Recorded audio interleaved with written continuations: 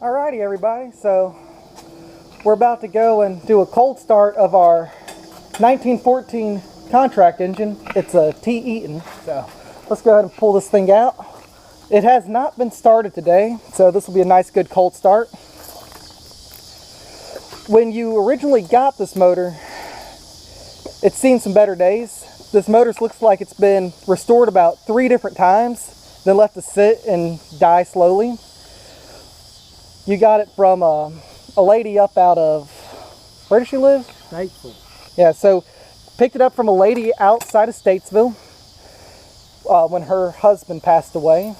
When we originally got it, it was not on the skids, didn't have the cart, didn't have the battery box. What else we have to do to it? Didn't have the pulley. Oh yeah, so this pulley is actually custom made out of the same metal that we used to make the axle extensions on the monster mower. Yeah. Had it running 3 days. Got it. But then made the cart in all a couple of weeks, 2 or 3 weeks. But then the bore is worn, so the rings were worn out, so I've now put a new set of rings in it, but did not hone it because I did not want to wipe out more of my bore. Down the road I may end up putting an oversized piston in it and boring it, but it runs really good now, so I doubt it. Alrighty. So this is a cold start of the 1914 T.Eaton. It does not have a spark plug. It has an igniter, which is just a set of points inside the combustion chamber that fire. I'll run it through one time so you can see it, because it will trip them. Take a look at the map. There, it tripped it. Let's do that one more time so you can see it. So look in here, you're going to see it come and trip this little lever. And that's all it does. It actually shuts the points and then opens them back so they spark, and that gives you a spark rather than a spark plug. A lot of people don't realize points actually spark when they open, not when they shut. Alright, so here's the cold start of it. Look at that, one turn. This thing hasn't been started today. First time it's been ran.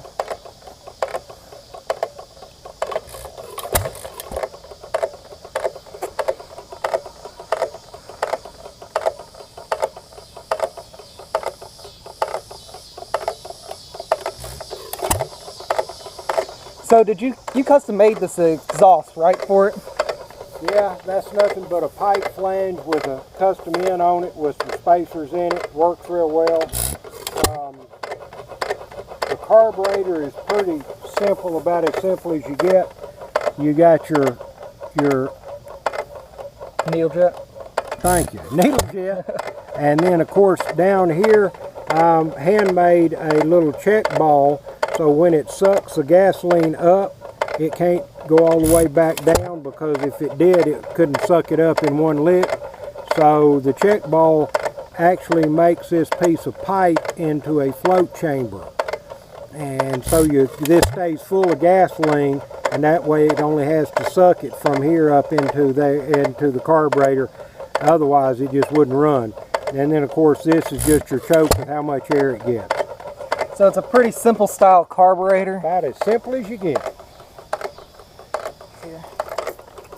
My little box has got a 12-volt battery in it and got just a coil of wire. This coil of wire is what you would use in an old fluorescent light, but all it is a coil of wire to get the charge in it so that it can spark. Oh, what's this little thing? You have a little voltage checker? I do, like you'd use on a model airplane, and it just tells me how good the battery is, and I'll probably charge it before too long. So that just so I know before I go to the show whether it's going to run or not. Because it's running this way, but I'm actually going to kick it backwards to start it. So it backs up on compression stroke just enough until the points fire, and then it runs, it cranks up.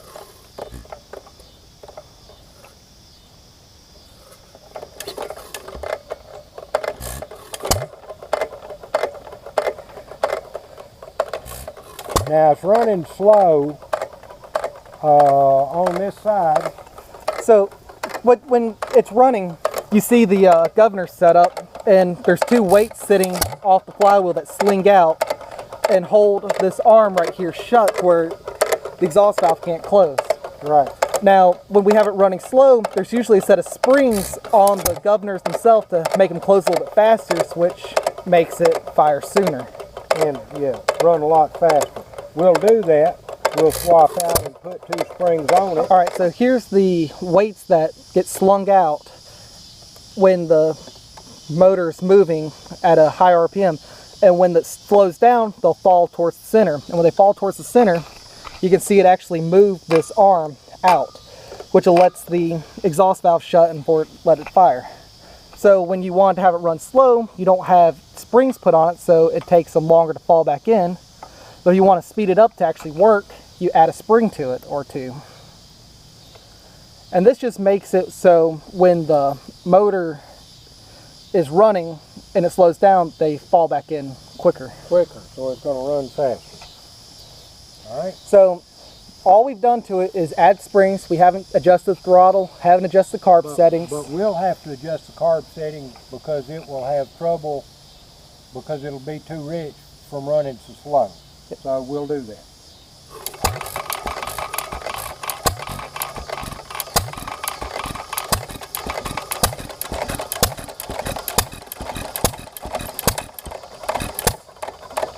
All right, so now we've got it sped up a bit. As you can see, it's running a lot faster. It's hitting a lot sooner than it was. You would want to run it in this setup for if you have something hooked to it, so you don't kill it as soon as you put a load underneath it. If I put it under a load,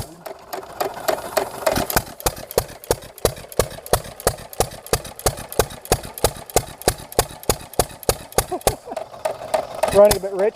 So watch, he's going to put his hands on it, it's going to put it under a load, which is going to cause it to hit a lot sooner.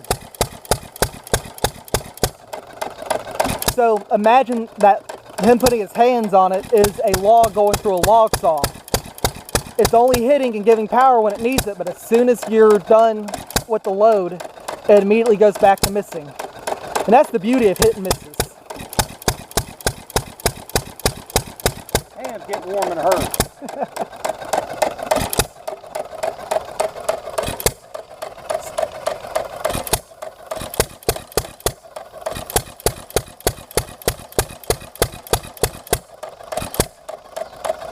We typically run it really slow at shows. When the temperature's just right and we have the carb settings adjusted right, this thing will actually stop before between fires, which is really cool. Stop right at compression, then fire and send it back on again. And we'll try that because we got it pretty warm by now. Real good.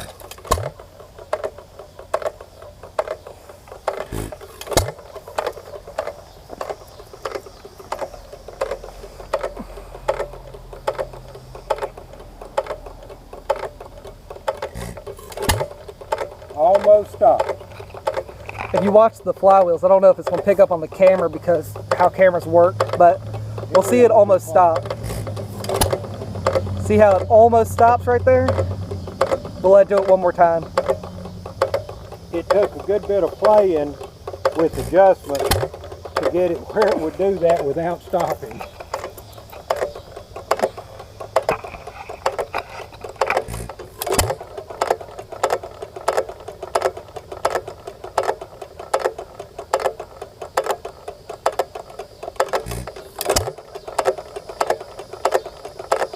Now, while it's running on this side, if you'll look down on the pulley, you'll see that the pulley is called a flat pulley, but is indeed not flat. The pulley's high spot is in the middle. That's because a flat belt will always ride to the highest point of a pulley. So if you put the high point in the middle, then it will always ride to the middle like it's supposed to. So no flat pulleys, well, most are not flat. They usually have a high spot in the middle. This one's about 60 thousandths high in the middle. And the reason I know that is because when I first got the engine, the end of the crankshaft, if you'll look at it, had been ground, and so it does not fit. And then about halfway into the pulley, it was another size. So I had two different sizes crankshaft plus a flat spot. So then I had to custom make a pulley to fit the two sizes plus a keyway and a key plus a flat spot. So that pulley won't really fit anything but that engine. So not bad for an old engine. As we said earlier, if you look on the side of it, it has about 3 different layers of paint on it, and all this orange crap you see off the side is Bondo. That way they could make it really smooth and really pretty, whereas the original castings were not real smooth, but you see a lot of them restored that are actually Bondoed, and the paint job's better than what you get on a car. So that's what was tried, but that's been so long ago now till most of it's flaked off. So when we go back to repaint it and get it looking super pretty, we'll probably go back and Bondo it again and paint it to where it's what, red and black as the original colors? Black. On this side, and I'll go get it. On this side you see a spot looks like it's been packed. Well, it had. There was a hole there. When I put my fingers in the hole on the inside, I found out that they had threads in it. So that was actually made because there's water in the top. This is a water whole deal to keep it cool. If you got it running and were working it, it would actually boil the water out and you'd have to pour more water in. Well, this thing on the side, a sight glass actually bolted on there, and so you didn't have to get up close to it, look down in it. You could actually look at the sight glass and it'd tell you whether you needed to add water or not. I finally got me a sight glass. I'll show it to you. This is my water gauge, and of course I'll put a T in it and it'll mount right there, and then I'll be able to just look at it and know in an instant how much water I have in it. Once we get it painted and that little piece of brass on it with the sight glass, I think will look pretty good. Waterloo actually made motors for 62 different companies.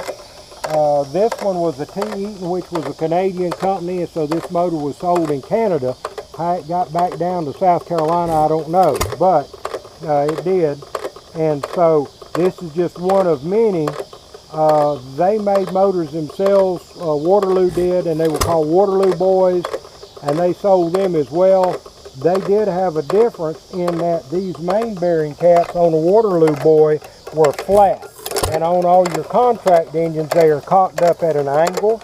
As you can see, I like the angle better because then you're putting more weight down on the bottom half of the bearing, not just in the middle. Of course, we've got scrap metal and the wheels were given to me, and actually the wood on it was a tree in my yard. I cut the tree down, sawed the lumber, planed the lumber, and then of course finished making the wood for it. So it's actually a metal cart with wood on it, but that's all my welding and doing and playing, and Cody's made a bunch of them and I have, so, but it works really well for getting them around and in and out of trailers, and just easy to show that way. We also have welded chain links to the 4 corners of the cart. This way we can tie them down to the trailer easy, and if I ever show you my trailer, I actually have a crane that I custom built for it that we can pick the motor up and set on the trailer, or if the trailer's hooked to the truck, pick the motor up and set into the back of my truck.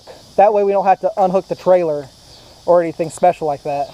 Also, with all of them, we set them up where you could take the handle out so you could store them on a trailer without having a handle in. So this was our 1914 contract engine. It's a T.Eaton. It's about 1.5 horses, and it's one of our main show pieces we'll take to a show. Left the oiler on, but that's all right. So if you're ever at a show and we're here, you'll probably see this one with us. But that's all we got for this one. Thanks for viewing. If you liked what you saw or have any questions about it, go ahead and leave a comment down below. Like the video, and if you like my channel, go ahead and subscribe. I'll catch you guys on the next one. Later.